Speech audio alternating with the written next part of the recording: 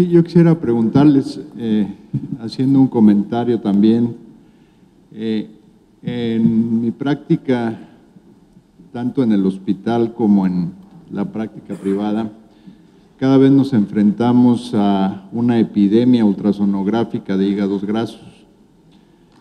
Pacientes que van, se hacen un ultrasonido por cualquier síntoma abdominal, resulta que ya es casi indispensable que los radiólogos, en muchos casos, no encuentren la patología por las que uno los manda, pero sí le ponen ahí que el paciente tiene hígado graso y llegan finalmente a nuestra consulta alarmados porque alguien les comentó, el mismo radiólogo, algún médico, etcétera, que tienen que tratarse y atenderse eso porque si no van a acabar con cirrosis y van a tener otro tipo de problemas. Yo quisiera preguntarles a este respecto, ¿qué tan sensible es el ultrasonido o si otros marcadores como las enzimas, otros tipos de alteraciones metabólicas deben ser consideradas mejor en lugar de estar haciéndole caso mucho a las alteraciones ultrasonográficas que se describen como hígado graso? Sí, yo les pediría a ambos que nos dieran una respuesta, cada quien su opinión. Sí, es una pregunta excelente. Yo creo que no es una sobrelectura del ultrasonido, yo creo que es real. O sea, la prevalencia de hígado graso en la población general es altísima. Y en la población mexicana, uno dice, bueno, los mexicanos somos más bajitos, no tan gordos como los gringos. No se trata de qué tan gordo uno es, se trata de la poca grasa que uno tiene, dónde está distribuida. Entonces, la prevalencia, o sea, la distribución de grasa central e intraabdominal en la población latina mexicana es claramente mayor que en la población caucásica y en los afroamericanos igual. Tú los ves más grandes, más gordos, pero la grasa tiene más una distribución periférica. Y en la población latina, sobre todo la población mexicana, es más central que periférica. Y es la grasa central intraabdominal la que produce hígado graso y resistencia a la insulina. Entonces, esa lectura de que, o sea, que todo el mundo le dice sí tiene hígado graso, o sea, yo creo que es real.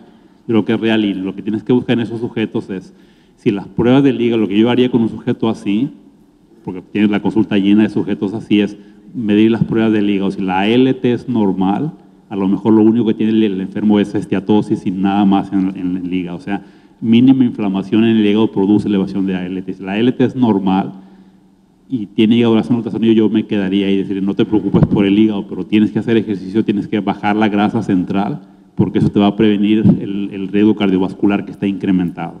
Entonces, en cuanto a la segunda parte de la pregunta, buscar otros datos metabólicos del sujeto, eso es muy interesante y es lo que uno tiene que hacer, ver si el enfermo es obeso o no es obeso, si tiene los lípidos altos o no los tiene altos, si es hipertenso o no es hipertenso. No es solamente la obesidad lo que produce el hígado graso, son todos esos factores metabólicos, es el síndrome metabólico y el hígado graso es solamente un componente del síndrome metabólico. Entonces, si el enfermo con síndrome metabólico no hace ejercicio, no cambia la dieta, es el que se va a infartar o el que va a llegar con hemorragia por varices a urgencias después de 10 años de tener ese ultrasonido, etc. Ese es el grupo de sujetos en los que uno tiene que intervenir. Bien, no, Roberto. Nosotros lo que vemos mucho por la unidad de chequeo que tenemos en el hospital es que la mayor parte de las veces es esteatosis leve, lo cual ahí tiene una pobre correlación. O sea, realmente es casi no hacerle caso, es mejor un volado que pensar si el radiólogo tiene o no razón, honestamente. Sin embargo, algo que nos ha servido mucho y la experiencia de este estudio nos ha demostrado en 800 pacientes es que hacerles marcadores no invasivos de fibrosis a todos nos deja mucho más tranquilos. Nos deja con la certeza de que si tiene esteatosis leve y marcadores negativos es muy poco probable que vaya a tener un impacto hepático, ¿no? Obviamente sigue todo el resto de sus diagnósticos, pero con esas dos herramientas podríamos solucionar honestamente el 95% de las estetosis que nos llegan al consultorio. La otra cosa es, sí, eso me faltó comentarlo, la otra parte de tu pregunta era qué tan sensible es el ultrasonido. Eso es muy interesante porque uno tiene que tener por lo menos el 30% del hígado infiltrado con grasa para tener un ultrasonido positivo. Y en sujetos que tienen un índice de masa corporal arriba de 40, la sensibilidad del ultrasonido es solamente el 50%. Entonces no es, o sea, es la técnica que uno utiliza para todos los sujetos porque es la que sirve, es la menos cara, es la que uno tiene acceso a, pero es una técnica que es muy poco sensible para detectar. Pero a pesar de eso, si te reportan hígado graso es porque el enfermo lo tiene. Y algo que puedes hacer además es, o sea, está en el internet el NAFO Fibrosis Score, nada más metes al internet, metes las variables edad, índice de masa corporal, diabetes, AST-ALT, la relación AST-ALT, plaquetas y albúmina, y te sale el score. Si el score te está indicando que el enfermo no tiene fibrosis avanzada, ni te preocupes por el hígado. Sí, adelante, por favor, se identifica, doctor. Sí, Oscar Ruiz de Tuxtla Gutiérrez, Chiapas. Antes que nada, felicidades, Paul, por tus pláticas siempre estupendas, muy didácticas. Se te extrañó en el Congreso Nacional de Hígado de este año. Tal vez sea una pobre apreciación. Me ha tocado ver, y cada vez con más frecuencia, que los pacientes que hacen cirrosis por hígado graso tienen una morbilidad mayor, o sea, es una cirrosis más severa. Yo quisiera saber si ustedes, que tienen tanta experiencia y ven tantos pacientes, tienen una apreciación similar o si hay algún artículo que diga que la historia natural de estos pacientes se modifica. O sea, hasta la hipertensión porta en los pacientes que hacen hígado cirrótico secundario a una NASH es más severa. Esto cada vez lo estamos viendo más frecuente, pero ustedes que son los expertos quisiera que nos dijeran. Es complicado de responder por una razón. Una de las comorbilidades que siempre está metida es el alcohol. O sea, el criterio para decir que el paciente realmente es por NASH es muy complicado, particularmente en cirrosis, porque tenemos pocos elementos. Es decir, existe este burnout de la biopsia hepática en caso de que llegue a biopsia hepática. Tenemos solo un paciente obeso en donde le descartamos virus, inmunológico, o sea, lo más frecuente.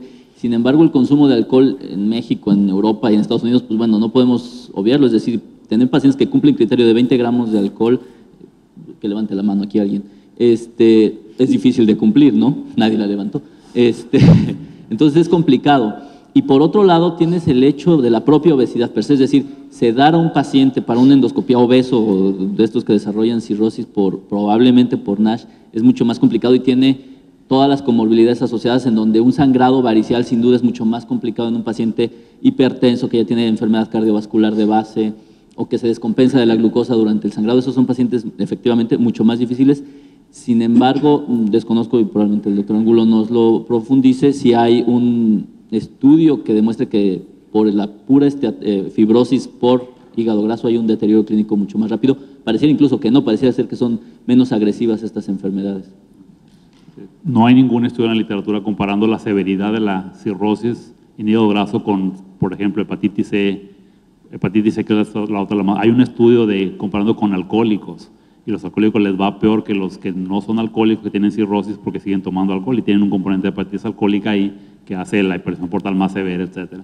Pero los estudios comparativos, que son como 2 o 3 estudios comparando fibrosis avanzada en hígado graso con fibrosis avanzada en hepatitis C, la mortalidad es igual.